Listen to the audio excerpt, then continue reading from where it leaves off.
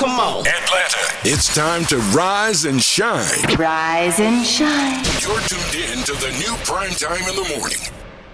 Ladies and gentlemen, boys and girls, welcome back to another exciting podcast here today. This is Primetime in the morning. It is February 19th. We hope that everybody had a grand slam weekend. Before we get to the topics of conversations and the things we want to talk about here on Primetime in the morning, guys, go check out the latest episode, the latest podcast, of course, K.L.P. Aftermath. We did yesterday, the other night, we did a night release simply because we missed out on a couple of uploads for our regular show programming. So we wanted to make sure that we give people content. Now, here on Primetime in the morning, we've got so many great topics of conversations live here in the studio. We won't do the video version that I normally do at the end of this show today because I got other things I gotta get started with this week, so bear with us. But a lot of people have been listening to Primetime in the morning, and people loved it when we had the Spectrum podcast, and that was also not a video podcast. It was really an audio podcast, and people loved it more. So I'm gonna cater to our audiences here today. Like I said, we do hope that everyone stays safe, healthy in mind. Health is wealth, Monica. Health is wealth. That's right, Kennedy. I do agree with that. Health is wealth. We do hope that everyone have a fantastic rest of their week. We do say to a lot of people, because, Kennedy, you said it too, the weather's been hot, then it's been cold, then it's been hot, then it's been cold. So we do hope that everyone stay very, very healthy with it. It is strange times we live in where we're here in Atlanta and the weather does change from hot to cold rather quickly, and then spring is here, and then you got pollen season, and then you got the hot summertime. So we do hope that everybody just get real and stay well and boost your immune system and watch out for germs and bacteria. Eat a little healthy, eat some fruit, stay hydrated, because let me tell you, the sickness is real. It is here. It is not going nowhere. So we do say to a lot of people, please stay safe, stay warm, or stay cool rather, and stay, rather cool out here in not only in Atlanta, but around the world. So we hope that everyone, they're ready for another exciting podcast, Kennedy. We've got so many good things to talk about. Doing good. First and foremost, ladies and gentlemen, it's your girl, Monica Gray, here with another episode. And let me tell you, I don't know what it is, Kennedy, but I think you and Evelyn talked about this on one of y'all's topics for What Happened Was podcast. We do hope that everybody that's scheduled to take flight and fly out somewhere, I gotta say honestly, prayers up. It is crazy times we live in. We all know about the latest plane crash that happened in Toronto. It was a Delta flight landing and it flipped over and a lot of people were injured. I don't know what it is, man. It's such a scary feeling that there's just, in my opinion, Kennedy, there's too many plane crashes. There's too many plane crashes out there in the world. I don't know what it is. I don't know what's going on. I think the FFA needs to reevaluate some things with the flights all around, because there's just too many plane crashes within the first 2 months of the year, and we're not even we're not even halfway done with the year, right? The year just started, and we're getting something like this. I don't know. A lot of people say, is it a conspiracy theory? Is it something going on in the world that we don't know about? I don't want to go to that point, y'all, but it's getting kind of spooky out there for flights. We do hope that everyone just prayers up and stay safe, follow the guidelines, and for our pilots, our flight attendants out there who are serving, because I know they're kind of nervous to take flight and do flights nowadays because of the flights getting crushed, and it's been an incident and the flight's been crashing down. I do hope everyone stays safe and just to not have the fear of flight, because we got some things we got to fly out to at the end of this year, and it's just, I don't know, it's making me kind of nervous because there's just a lot of, I don't know, it's a lot of weirdness that's going on with these flights. So I do say that everybody stay nice and cool and collected when it comes down to these flights. Yeah, I agree with you as well, Monica. Look, I hope it calms down by June, because I'm supposed to be going out the country for vacation in June. and it's just I don't know. It's looking. We still gonna go on vacation and stuff, but it's just the amount of people that are nervous to go to the airport and hop on a flight right now is crazy. I do agree with what you said. You know, I think a lot of people, a lot of the FFA organizations need to reevaluate a lot of flights because it's a lot. It's just too much, right? And it's one of those things that is too much. We don't know what's gonna come as the result of this thing.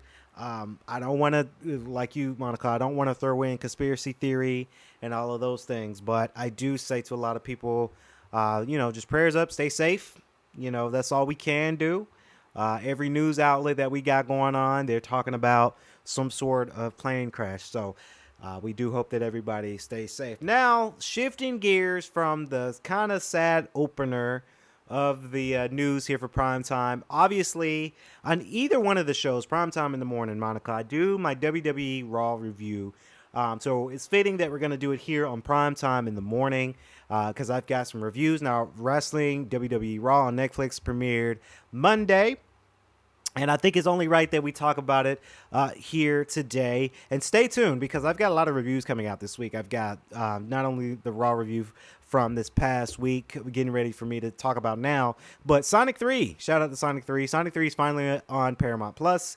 So I'm going to be able to watch it tonight so I can write about it and write my notes and to really get into it. So that way, when I come back for the radio station, I'm going to be doing a Sonic 3 movie review. So let's talk about it. February 17th, WWE Raw. It was more of a qualification match. I'm always going to say on each episode that I do like it that they're narrowing it down to about 3 matches. They're narrowing it down to about 3 matches each time. And with a little bit of story, a little bit of interviews to make the show.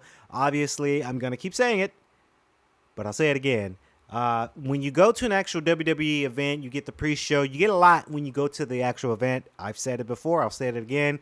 A few weeks ago, when WWE came to Atlanta, we were able to go to the card show, and there was the main event show, like the two matches before the actual show. So you get more for what you pay for if you're actually at the event. But on Netflix, and in it around the 10:30 mark.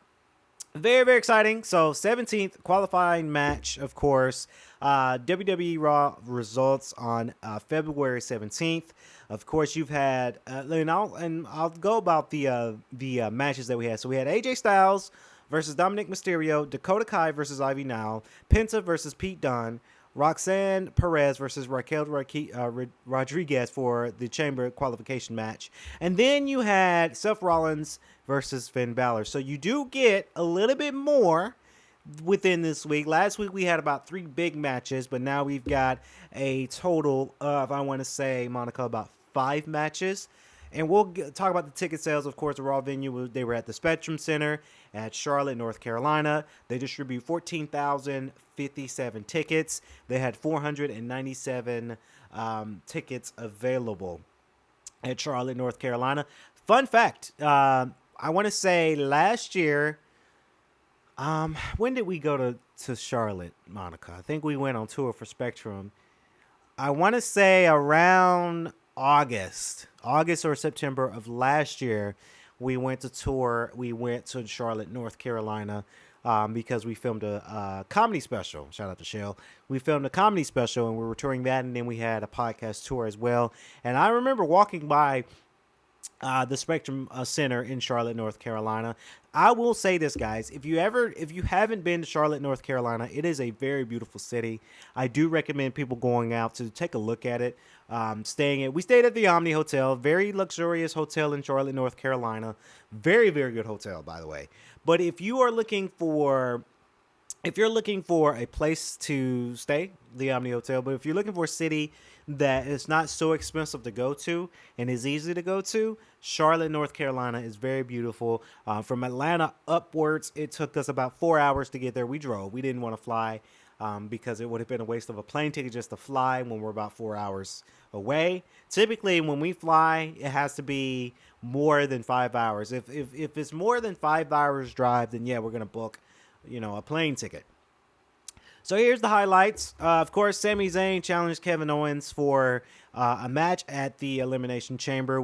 I knew this was coming because obviously both of them they're both from Canada, and the Elimination Chamber will be in Toronto this year. So it's a no-brainer for that. Adam Pearce comes out and he made it an unsanctioned type of match. Adam Pearce is so funny. Like, I'm a big fan of Adam Pearce too because he's a good manager, right? I think I like Nick Aldis and Adam Pearce, but I think Adam Pearce is better than Nick Aldis, in my opinion, when it comes down to appearance. Hopefully that changes because I like both, but I would lean towards Adam Pearce because he's just like, I don't know, he's like that concerned general manager, right? And that's part of the story, Monica. That's part of the story that he's playing with.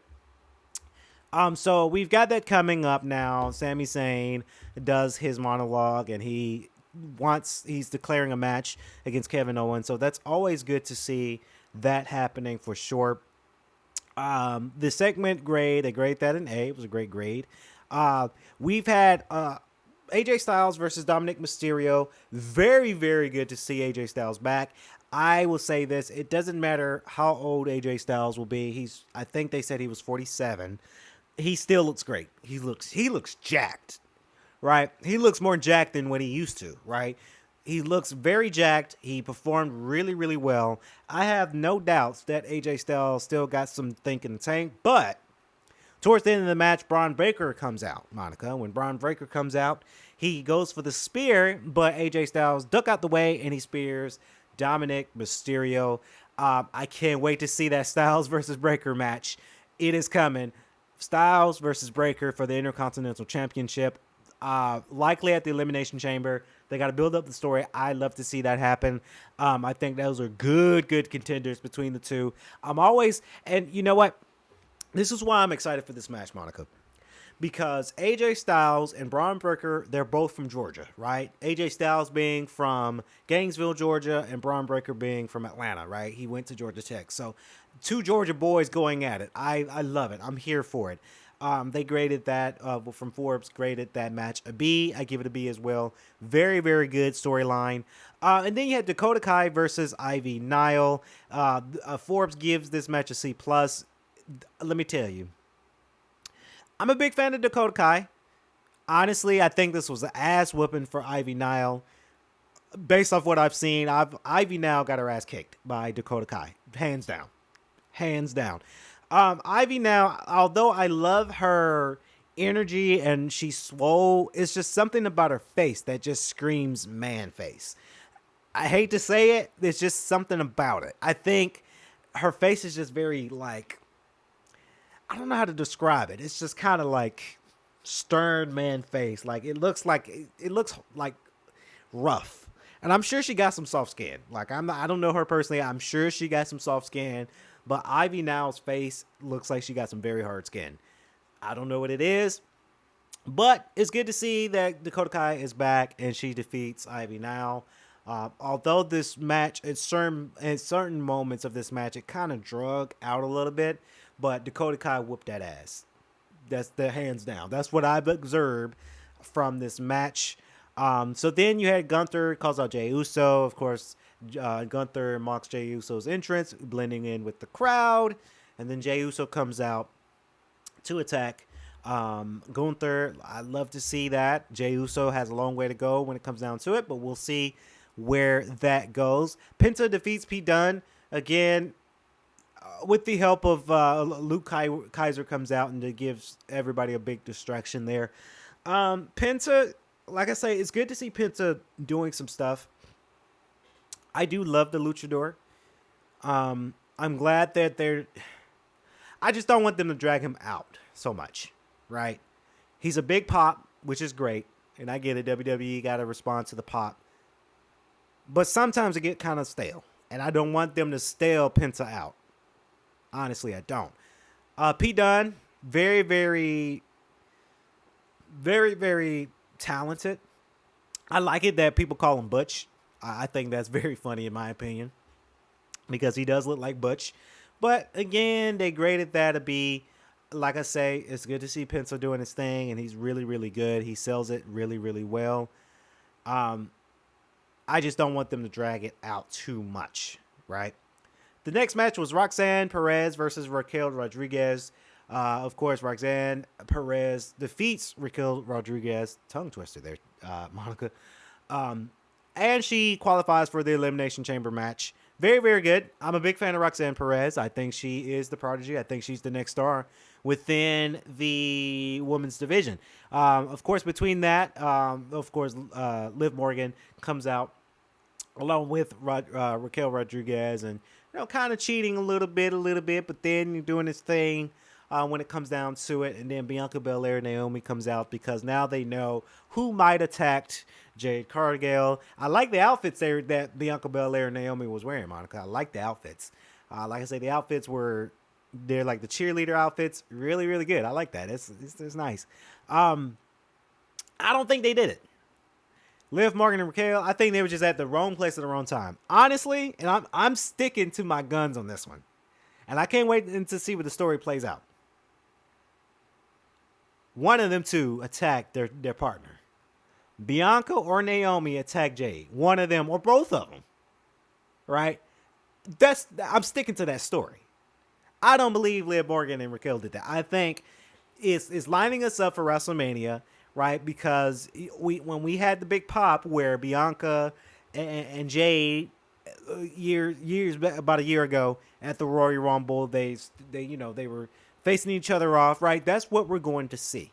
I see that more in Bianca and Jade because they're kind of the powerhouses. I would be surprised if it's Naomi who did it. Now you see Naomi versus Jade, right?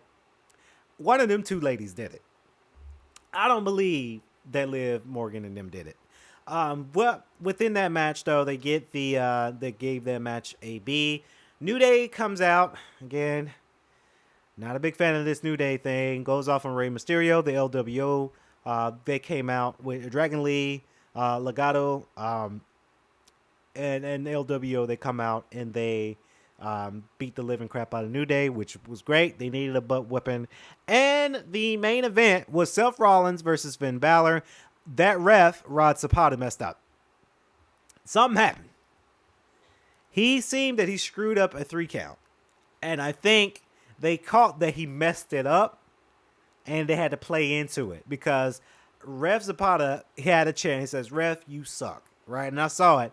And it looked like it looked like a 3 count, but he stumbled. Right?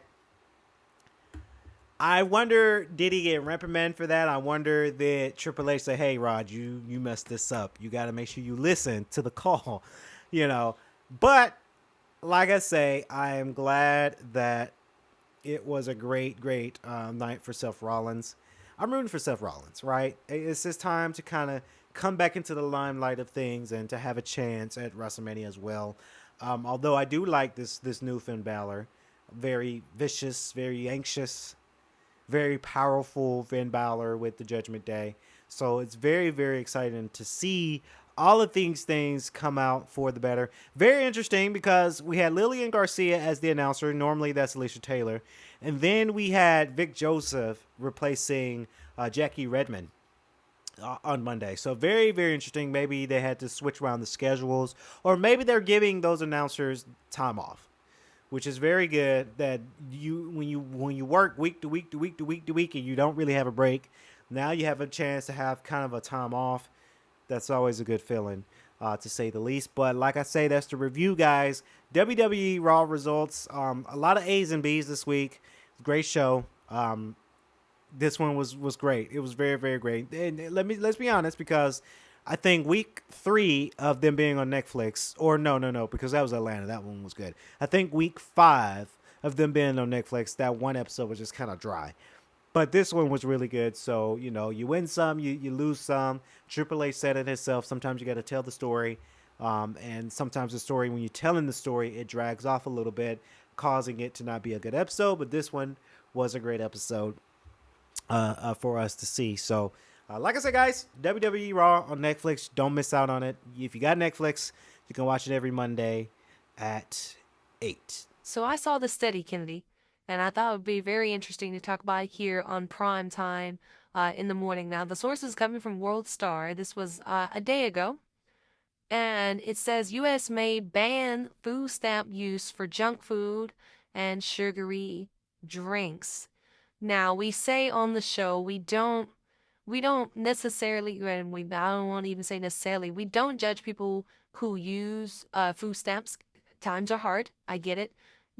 Food stamps is there to aid in the process of being able to feed you and your family from governmental assistance, right? So we don't shame people for that because we get it. Sometimes things fall on some hard times. I also agree with a lot of people that, you know, it's one of those things that it does happen for a lot of people out there in the world nowadays because times are hard, right? I remember some of my girlfriends was telling me that, they also went to go buy their loved ones Valentine's Day flowers, and it was very empty in some of them stores, right? Because a lot of the flower shops, they might have to raise up that price for flowers because is the high demand for Valentine's Day. And, things are tough right now. Inflation's crazy. They're going to overcharge in flowers, causing people to not want to buy those flowers. It's true. Folks out here are broke, right? It's true out here. So you have to use things like that if you don't have enough funding to support yourself fully. So you rely on, EBT and food stamps. So of course we listen, we don't judge, right? I don't judge at all. But I kind of am glad that there is an initiative for folks to start eating more healthy. Now, the one thing that we're focusing on now is trying not to eat so much of processed food and trying to eat what is healthy within reason, healthier diets. And I'm always going to say here on the show, healthy diet, health is wealth. When you have a healthier diet, you're able to perform a little bit better and you're able to go to the gym and work it all off, right? I'm always going to say that.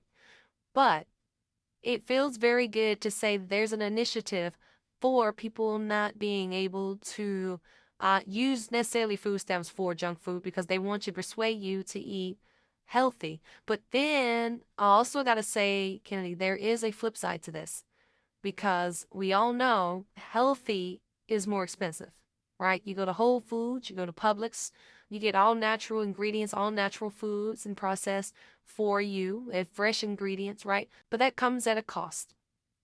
Now, granted, when I go to the grocery store, I try to find ways to find the alternative for that specific type food.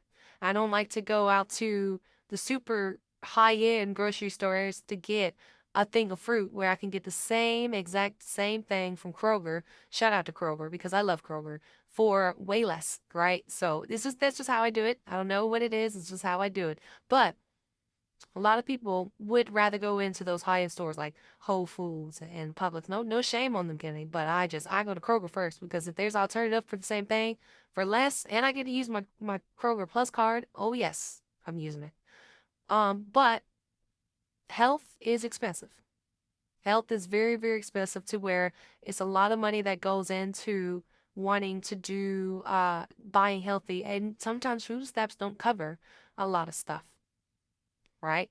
I know a lot of people, not personally, but I've seen on video that a lot of people solely rely on food stamps for their groceries, and they don't want to aid themselves. They don't want to help themselves, right? So then they got to really strategically think about what they want to do, how they need to spend this money without spending too much of it, uh, or for it to run out, because it does run out.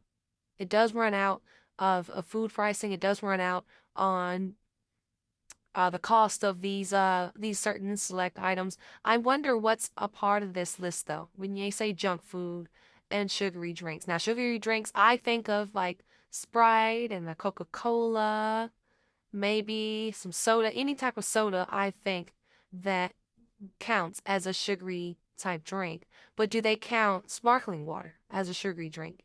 Do they count Celsius? Right? Because it's kind of it's kind of sugary, but not really. Do they count that?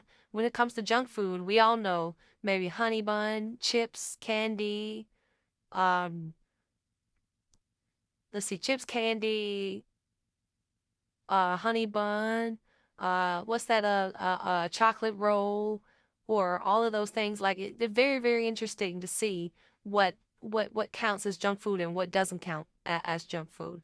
But I do say to a lot of people, it is very encouraging to go out and find healthier foods anyway, because it's healthy, it's good for you. It's one of those things that you do want to rely heavily on. You want to be healthy out there in the world, but it's hard. It's very, very expensive to do nowadays. So only time can tell. I say to a lot of people still have their I think a lot of people still have their food stamps or EBT still accounted for now, and they still have it, but I wonder how long that will be. I wonder how long that will be for the the next generation of food stamps, and within the next few years of who's in office and things are changing, right? Because we saw the news today that Trump did this and is announced that if they this is kind of relating to the DEI, diversity inclusion excuse me, diversity, equity, and inclusion, that you, Kennedy, and you did it on what happened was, but we all saw the change that Trump said, hey, you need to assist of that, or you can lose your government funding. So very, very interesting times we live in for sure. It's one of those things, and I wonder, food stamps, will that be the next thing that gets pulled, right? Who knows? Who knows? And speaking more of change, more of news changing today, Apple, Kennedy, if you don't know, will be having their next big event. And I'm very interested to see what they're going to have in their event this coming year. Now, obviously, this is the big event that everybody is very, very excited about. I'm very excited about it because we know that Apple is prone to do a lot of great announcements and great things that come on to it. And we can't wait to see the next iteration for it, of course. Here are the things that might get announced within, of course, iOS 18.4. You got the new iPhone 16 color options. You got the fourth generation of iPhone SE. You might get the iPad 11 generation with the A17 chip Pro and the A18. We might get a redesigned Mac keyboard for the MacBook Air. We might get a new M4 chip of MacBook Air. AirTags second generation. I do wish that we get to see more about the Apple Vision Pro, obviously, because you kind of still can purchase the Apple Vision Pro, but you kind of can't. I mean, you can, but we all know that it's going to be, or so far I said it's going to be discontinued within that. That's a shame for the Vision Pro. I think Apple, if they made another version of this Vision Pro where it's kind of not so expensive, maybe they could have some leeway with it. But who knows? If we might see, is rumored, and these are rumors, a smart home hub for Apple, right? Because you got Google as the smart home hub. Amazon has the same thing with Alexa with the smart home hub. But we might see Apple's smart home hub. This might be good to put in our houses for sure, but it just depends how much it costs, right? Because Apple is Apple. They're going to give you a premium price tag for something. But then again, we've got Mac Minis here in the studio because they're like $500 a pop. That was very good pricing on that too. Very, very good pricing for that. So, of course, the event will be, by the time you're hearing it, will be today. We'll watch it. We'll do a full review. But comment below, guys. What do you guys want to know? What do you guys want to see from the Apple launch event today? I can't wait to see what they announce, Kennedy. I can't wait for the next iteration when it comes down to it. With Apple too, like you said, Monica, I wish they redid the Vision Pro at a cheaper cost, but that may not be the case today. So we can only tell. We can only wait and see what happens for sure. And I'm thinking about upgrading my phone too, because I think it's about time for that upgrade for the next generation of iPhones. Because you guys know I'm a big iPhone guy, right? So only time can tell, guys. We're going to pass it down to Edith and Ruben this morning on Prime Time in the Morning. We hope that you guys like our segment here on the show, and we pass it down now to Edith and Ruben. Take it away, y'all. Thanks, Kennedy. Next, we talk sports on Primetime in the Morning. After last year's NBA All-Star Game did a collective faceplant in Indianapolis, the NBA got together with its players, including one of its standard bearers in Stephen Curry.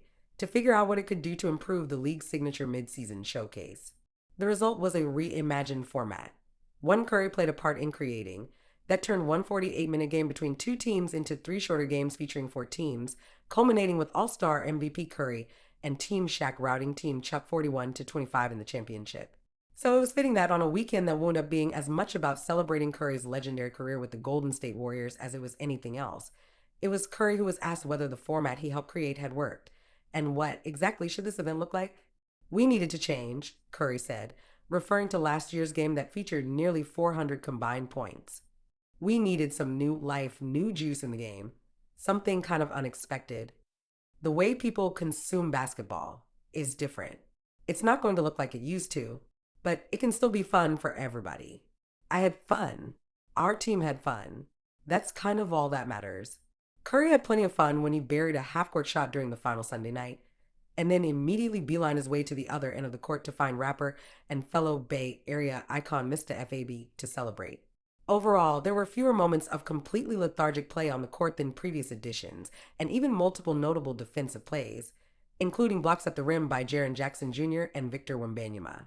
But at the end of the night, in what has become a tradition for how NBA All-Star Weekend has gone in recent years, there was far from a consensus about how the night played out and where things should go from here.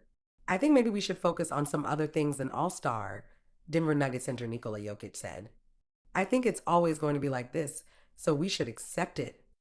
The entire discussion around the All-Star game over the past several seasons could be distilled down into one brief interaction the league's reigning most valuable player had with reporter Saturday during his media availability. When Jokic was asked about Charles Barkley picking him first as part of TNT's Inside the NBA draft for the three eight-man All-Star rosters earlier this month, Jokic smiled and said, "I think I'm not built for this game, for this kind of game." Minutes later, Jokic was asked what he actually meant. "I think that's not a question for me, my friend," he said, another smile forming on his face as he spoke. "If you want my opinion, I cannot give you because I think it's not going to be nice." If Jokic, a three-time MVP, averaging a triple-double while shooting close to 60% from the field and 45% from three-point range, isn't a fit for the All-Star game, then who is? That's precisely what the NBA set out to try to fix in shifting to this three-game mini-tournament, with each game being played to a target score of 40 points. Sunday's games were relatively competitive, more so than in recent seasons at least, dating back to the last truly competitive one, the 2020 All-Star Game in Chicago, which came a few weeks after the death of Kobe Bryant, and was played with an edge the Hall of Famer would have been proud of. And while this night didn't have anything resembling that, the consensus was the event had been improved. "I think it was a good step in the right direction to reinvigorate the game in some way," Curry said, "and then you tinker with it again next year." "I think we're starting to see All-Star Weekend and the competitive nature in the game starting to creep back in," Kevin Durant said. "I think it was solid tonight. I felt like guys were trying to play hard." At the same time, not much basketball was played. Sunday night featured several extended breaks in the action. Among them, a shooting competition after the first game that involved Milwaukee Bucks All-Star guard Damian Lillard. And then there was the ceremony celebrating TNT's 40-year relationship with the NBA that is coming to an end after the season. A 20-minute pause in play that none of the players seemed to know was coming. "I think the toughest part was when they stopped the game to do the presentation while we were kind of halfway through it," Celtics star Jason Tatum said. "It was kind of tough to get back into the game after that." The inclusion of the winners of the Rising Stars Challenge, a tournament on Friday night featuring first and second year players, as part of the All-Star game on Sunday night drew its own round of criticism. Warriors player Draymond Green, taking part in TNT's broadcast of the event, declared that the new format was a 0 on a 1 to 10 scale, and it sucks. For Team Chuck, which beat Team Kenny to open the night, there was over an hour between games. "It was kind of tough," Donovan Mitchell said of the way the night played out. "I think at the beginning you have the energy, the adrenaline, you're going, and then you sit for 30 to 45 minutes. That was tough, to be honest with you. It's a work in progress." Now that this All-Star Weekend is over, and the game will be held at the LA Clippers' new arena in Inglewood, California, next year, one question will be on everyone's mind. What will happen to the All-Star game now? As usual, there were many possible answers. Curry wasn't the only one who lauded the new format. Cleveland Cavaliers coach Kenny Atkinson, Curry's coach in the game, thought it worked too. "I liked it," Atkinson said. "It's much better. It wasn't a layup drill. Atkinson's emerging star big man, Evan Mobley, liked it too. Honestly, it was pretty fun out there, Mobley said. I feel like it was a little more competitive. I feel like if the game was a little closer, it would probably be even more competitive, but it was a different game. But I feel like as it keeps going, I think it's going to be a good thing for the league. Others disagreed. Both Tyler Harrow and Darius Garland, first and second time All Stars respectively, said they thought the game was over almost before it started and would prefer to go back to the traditional East West format. But who am I to say? Garland told ESPN with a laugh. I'm a two-time All-Star, so I ain't got no say in that. One thing virtually everyone agreed on, though, was that when NBC takes the bat next year as the game's new broadcast partner, there needs to be far fewer stoppages in the action. I feel like the fans want to see us playing more, Trae Young said, rather than just some little shows in between breaks. Another topic that came up repeatedly over the course of the weekend was the idea of having a Team USA versus the world format. While sources said there was no straight directive from the NBA on how the teams would be drafted by Barkley and his fellow TNT analyst Shaquille O'Neal and Kenny Smith, ideas were discussed on how to divvy up the stars.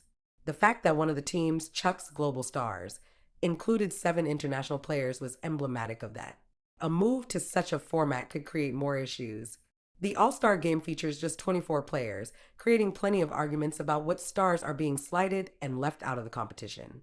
Going to 12 international and 12 American players would only exacerbate those issues and leave out even more deserving candidates. But that didn't stop some, including both Wembanyama and Giannis Antetokounmpo, from endorsing the idea. I would love that, Antetokounmpo said before the game, which he didn't play in because of a calf injury. I think that would be the most interesting and most exciting format. I would love that. For sure, I'd take pride in that. My opinion is that it's more purposeful, Wembanyama said Saturday. There's more pride in it, more stakes.